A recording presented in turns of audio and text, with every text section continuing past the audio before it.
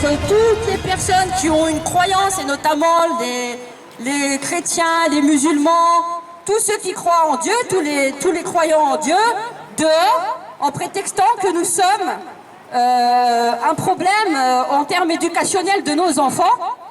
Et vous avez les différents lobbies LGBT et tout cas par la question qui rentrent dans les écoles et au nom de leur non-discrimination, vous traitent, vous, d'hétéronormatifs et d'hétérosexistes et estiment légitime de devoir donner ce package d'éducation sexuelle très jeune à vos enfants à partir de l'âge de 5 ans. Le CAL préconise l'obligation scolaire à partir de 3 ans puisqu'il est main dans la main avec les plannings familiaux.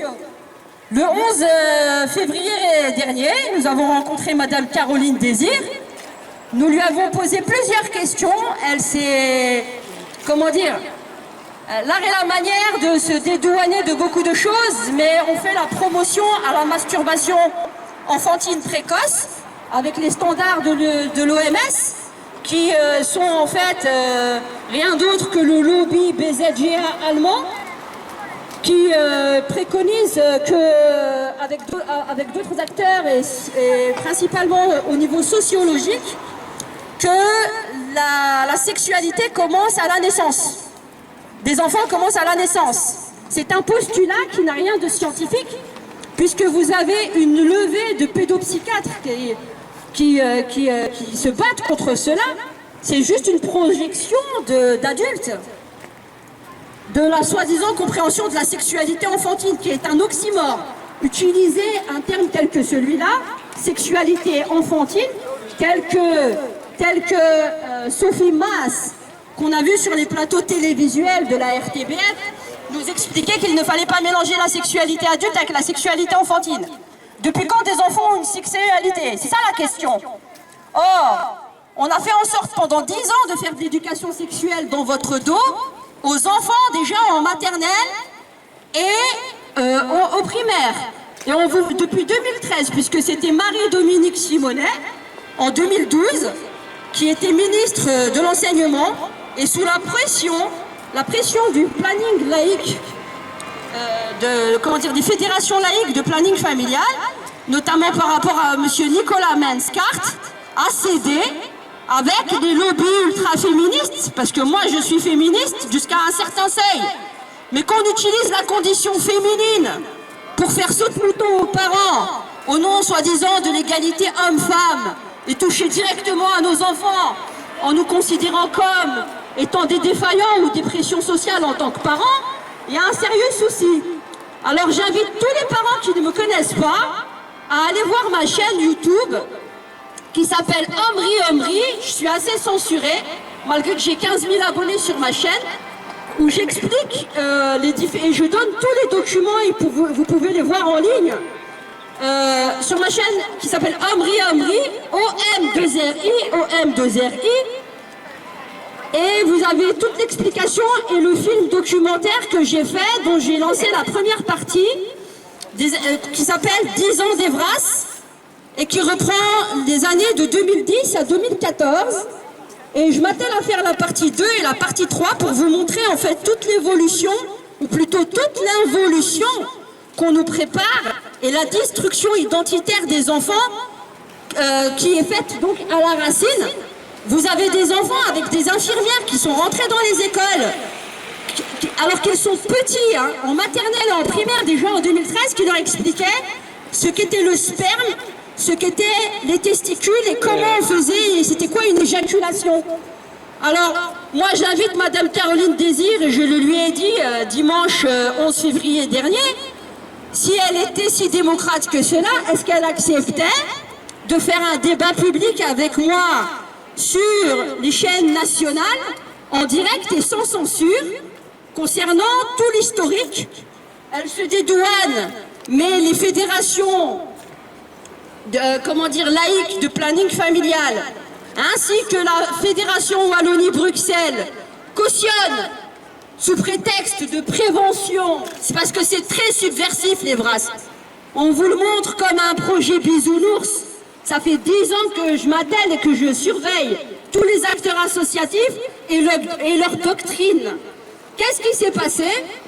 À chaque fois que les parents devaient se plaindre auprès des directions leur répondaient « Ah, mais c'est une obligation, ça fait partie de notre programme. » Non, nous n'avons jamais signé, en tant que parents, en mettant nos enfants à l'école, le droit de l'éducation sexuelle envers nos enfants.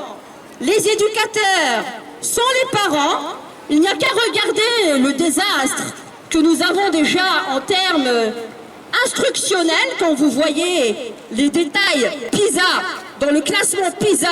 C'est-à-dire que la FEB ne fait même pas le b.a.-ba de ce qu'elle devrait faire pour payer déjà les professeurs dignement, de manière à ce que nos enfants en maternelle et en primaire surtout, à la sortie du primaire, maîtrisent les mathématiques et le français correctement. Ils n'ont pas suffisamment de niveau quand ils arrivent en secondaire. Vous avez beaucoup de professeurs absentés qui font de l'absentéisme.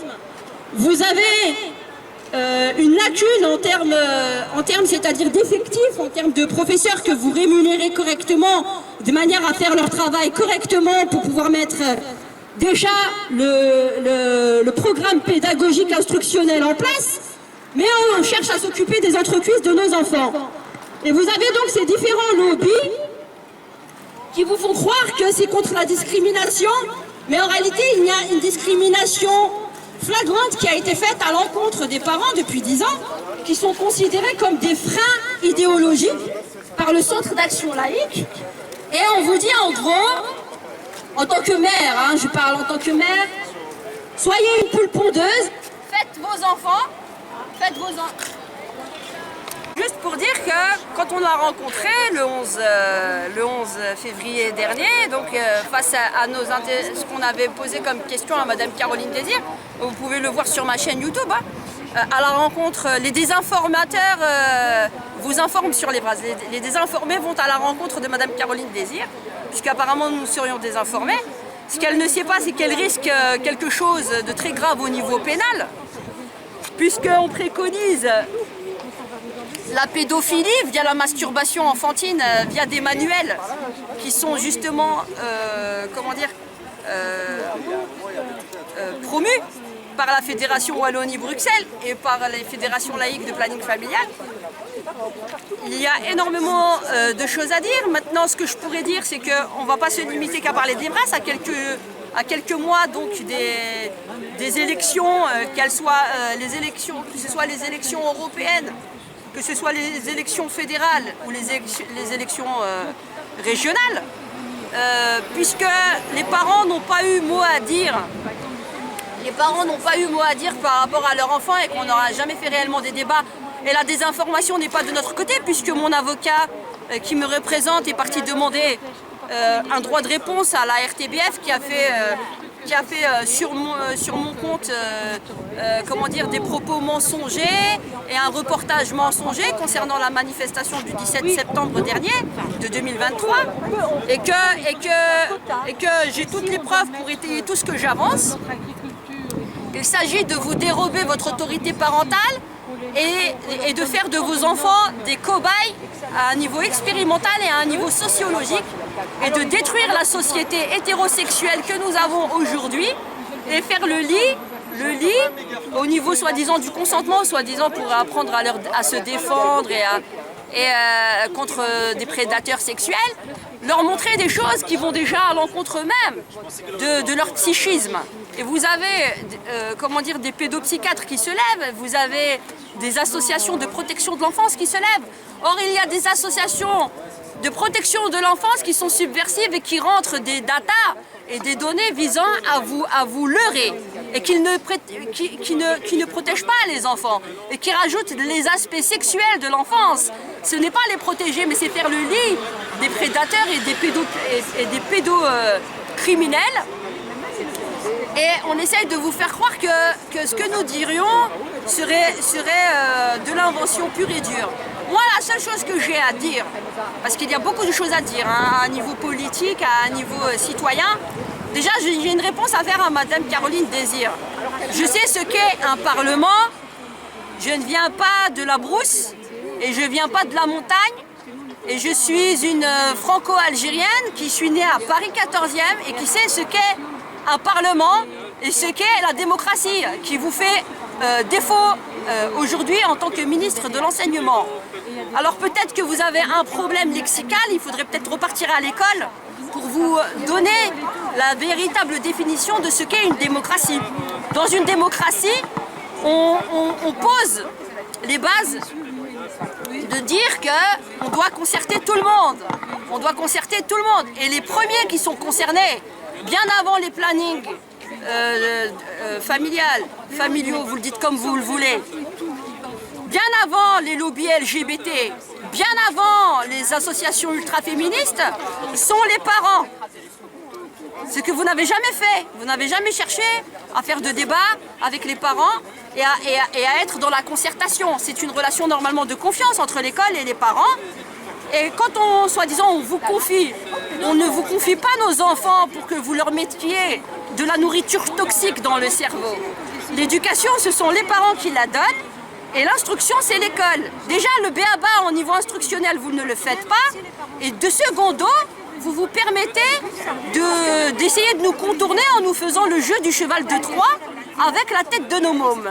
Alors, puisque vous m'avez dit, lors de la réunion du 11 février au sein des associations et de collectifs de parents dans lequel vous vous êtes déplacés sur Forêt, vous m'avez dit, ben faites, il y a le droit, il y a le droit. Donc il n'y a pas de problème, on va faire le droit, mais il faudra être capable d'assumer aussi votre responsabilité personnelle depuis que vous êtes rentré en 2019 en fonction. Et tout le déni de démocratie par rapport à vos homologues qui vous ont précédés, qui ont quand même avaient une réserve pour laisser l'autonomie aux écoles. L'autonomie aux écoles et ne pas violer la confiance que les parents avaient en l'école. Vous vous êtes attelé à le faire, vous êtes attelé à le faire avec beaucoup d'autres politiciens, tels M. Julien Huttendale, aujourd'hui qui se dédouane et qui enlève ses pages sur les brasses, mais on s'est tout retrouvé, hein, même par rapport aux sessions plénières de 2018, lorsqu'il expliquait avec Mme Céline Frémaux, qui se targuait très bien d'avoir mis donc de l'Evras dans les milieux scolaires et notamment spécialisés. Donc, et d'ailleurs où j'avais rencontré Mme Céline Frémaux, je lui avais parlé. Et en fait, en gros, il n'y a que de la déconsidération.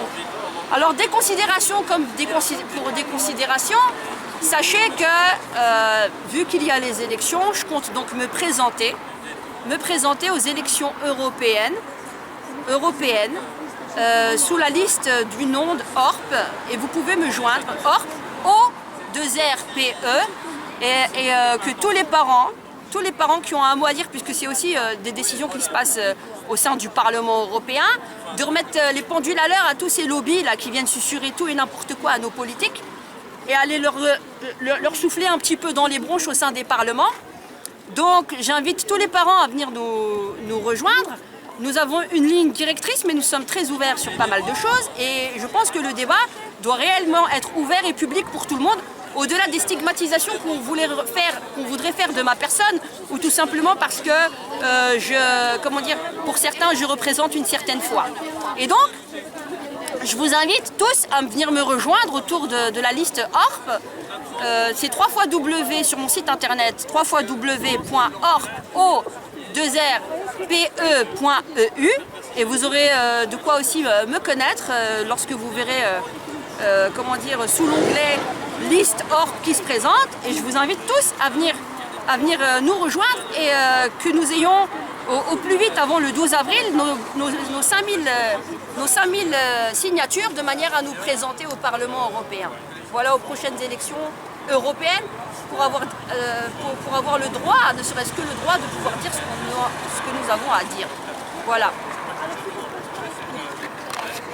Ça, c'est le fameux dossier Evras par rapport à l'éducation sexuelle des enfants en milieu scolaire. On va nous dire, mais non, il y a le côté relationnel, affectif, vous vous inquiétez pour rien. On va nous dire ça.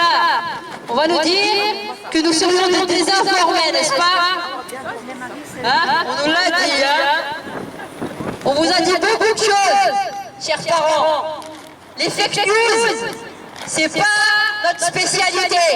C'est la spécialité de Madame Caroline Désir.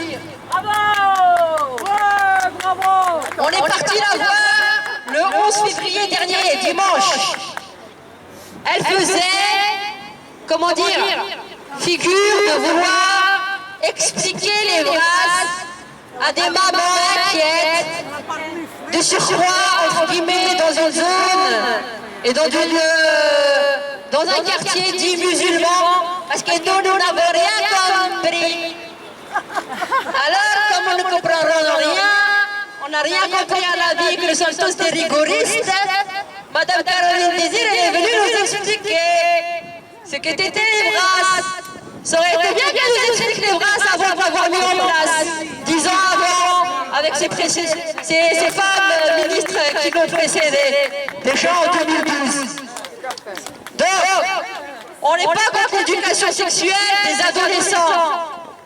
Et parmi l'éducation sexuelle, il y a éducation sexuelle et éducation sexuelle. On ne touche pas au maternel et au primaire. On ne fait pas de la construction identitaire sous couvert soi-disant de non-discrimination et sous couvert de non-discrimination homme-femme qui est devenu un cheval de Troie. On ne montre pas à des enfants mineurs de 7 et 8 ans ce qu'est le sperme. Dans une classe où ils sont tous réunis et on éjecte les professeurs de la classe et on leur dit c'est très confidentiel et ça fait partie des missions de l'école.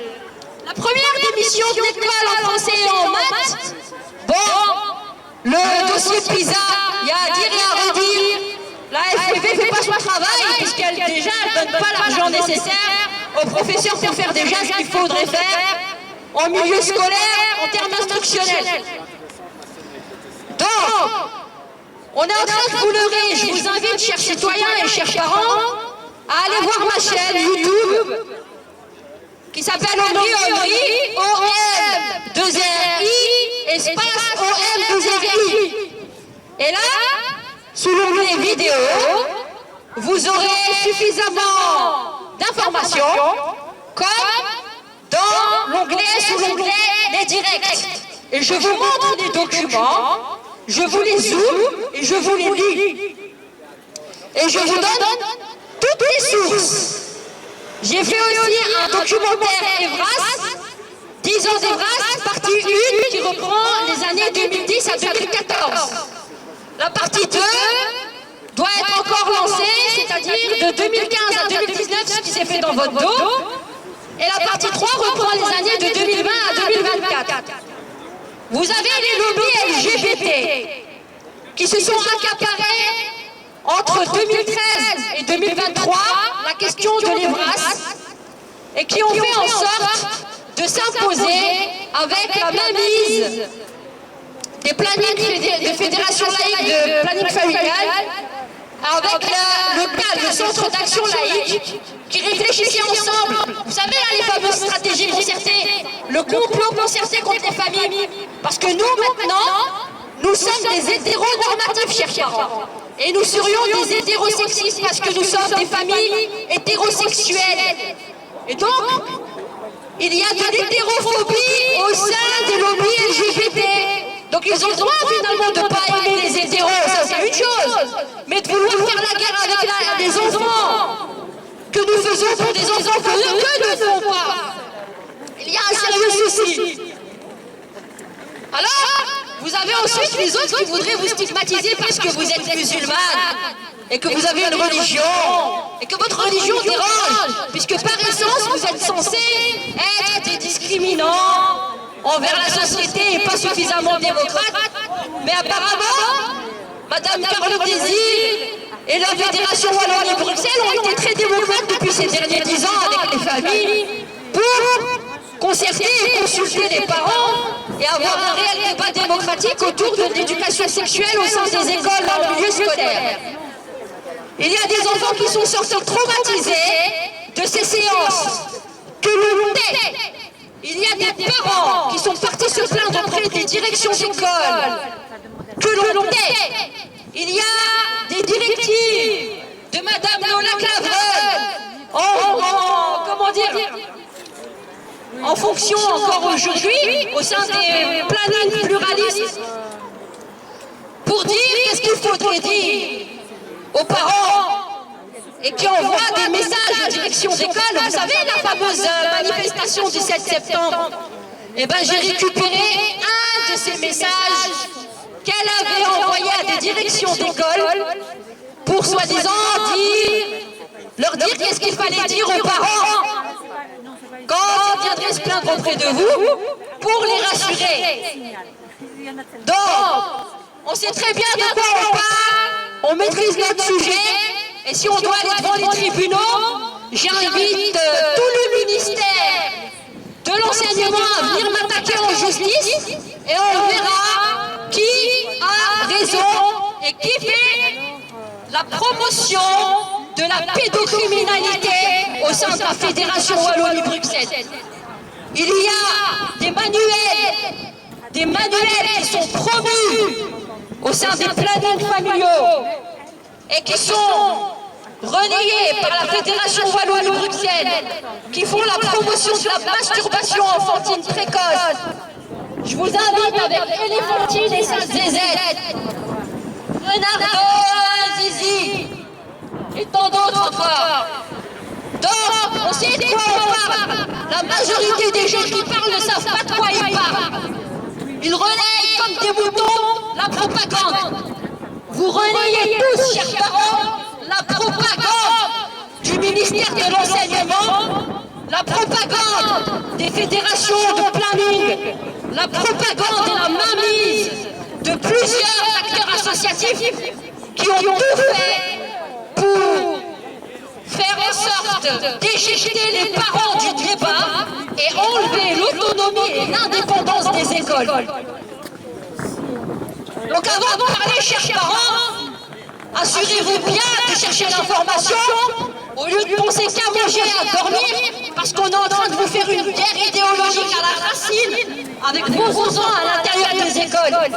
Et on sait très bien de quoi nous parlons.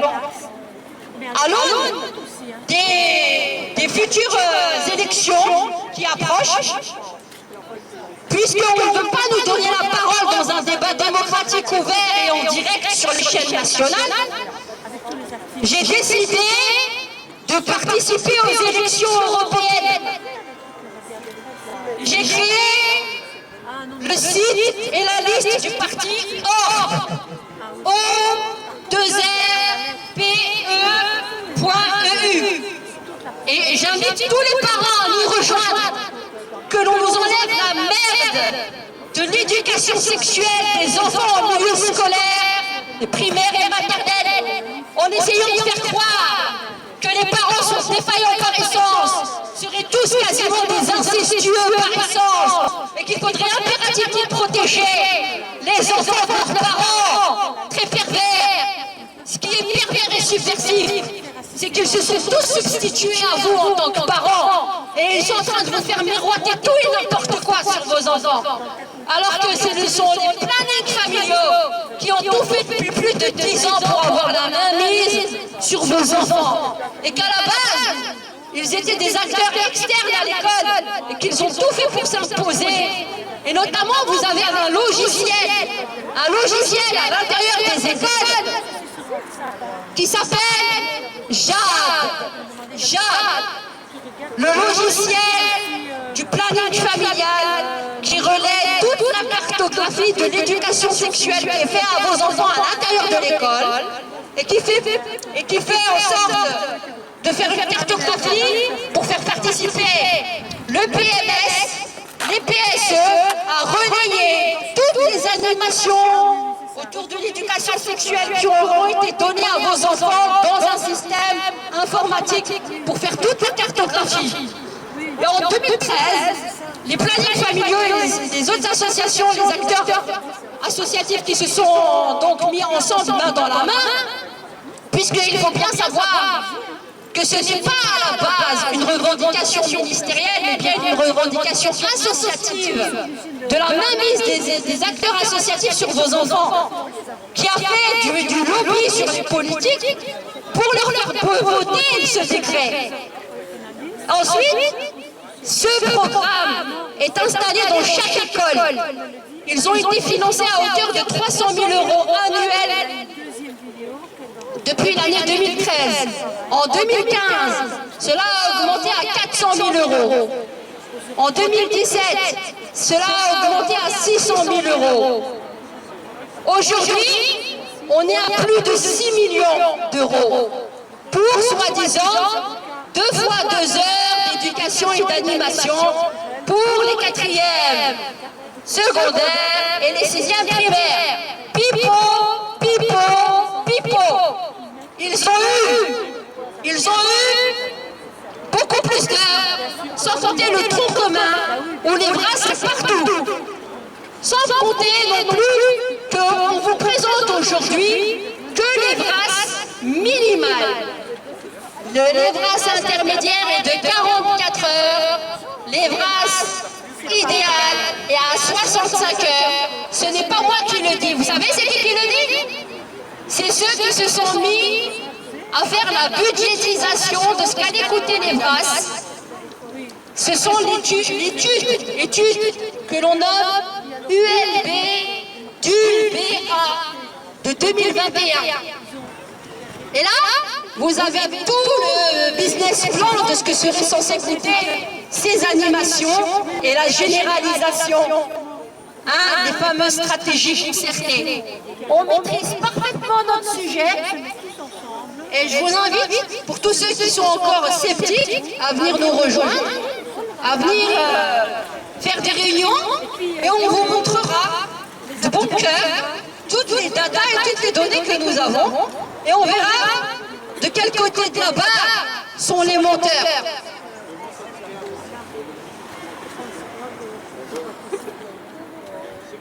Sous la référence, un instant, sous la référence CR numéro 71 2018-2019, session 2018-2019, compte rendu en page 4.